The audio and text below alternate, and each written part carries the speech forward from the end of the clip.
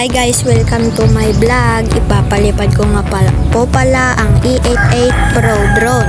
Sana ay magustuhan nyo ang aking vlog.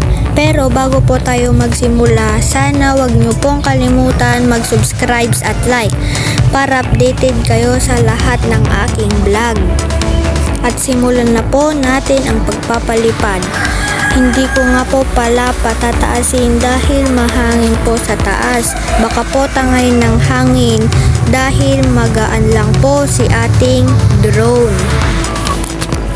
Kung mapapansin nyo po, bumagsak po dahil hindi pa ako marunong. Kunti lang po.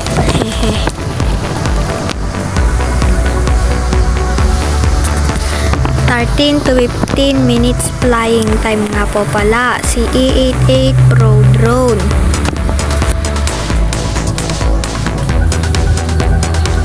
Ito po, tamang lipad lang po ang ating drone.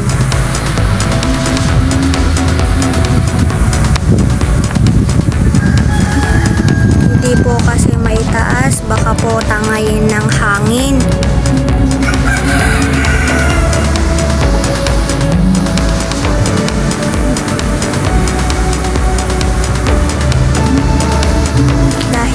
Mahangin po kasi dito sa amin.